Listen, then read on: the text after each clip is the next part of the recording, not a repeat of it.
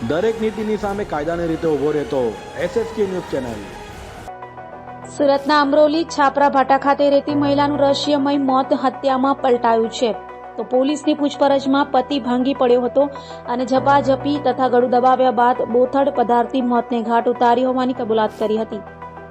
સુરતના અમરોલી છાપરા ભાટા વિસ્તારમાં એક 29 વર્ષીય મહિલા માયાબેન ઘનશ્યામ કુમાવતનું બાથરૂમમાં રહસ્યમય મોત નીપજ્યું હતું।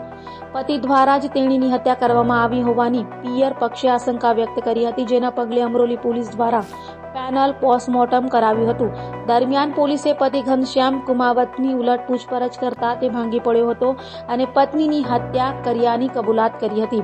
જેમાં ઝપાઝપી અને ગળું દબાવ્યા બાદ બોથડ પદાર્થથી હત્યા કર્યાની પ્રાથમિક તપાસમાં સામે આવ્યું છે। હાલ તો અમરોલી પોલીસે હત્યારા પતિની ધરપકડ કરી વધુ તપાસ હાથ ધરી છે। 3/3/2024 રોજ કિરણ હોસ્પિટલમાંથી અમરોલી પોલીસ સ્ટેશનમાં એક અરજી લખાવવામાં આવી હતી કે માયાબેન કરી અને એક જે મહિલા જે છે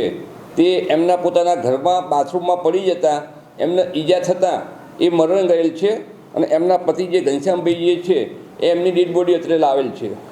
જેથી અમરોલી પોલીસ સ્ટેશનના માણસો તાત્કાલિક ત્યાં કિરણ હોસ્પિટલ ત્યાં પહોંચી ગયેલા અને ત્યાંથી એ પછી જે મનોજના જે છે એની લાસ્ટ ઉપર જે રિક્વેસ્ટ ભરતા હતા એ વખતે એની ઉપર ઈજાના નિશાનો જણાઈ આવેલા એમ એ ખાસ કરીને જો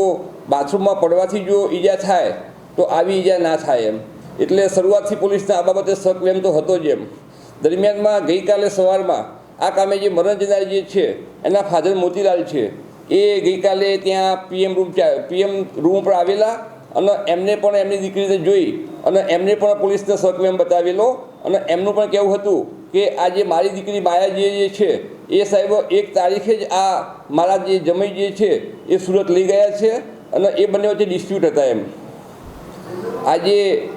ઘનશ્યામ જે છે એને બીજી છોકરીઓ સાથે સંબંધ હતો એમ એવું એમનું કહેવું છે હાલ પૂરતું તો એમ, અને એના કારણે આજે ઘનશ્યામે એની પત્ની માયાને મારી નાખી છે એવું પીએમ દરમિયાન પણ જણાઈ આવ્યું છે ખરેખર। અને ઘનશ્યામની પૂછપરછ કરી તો ઘનશ્યામે પણ એ ગુનો કબૂલ્યો છે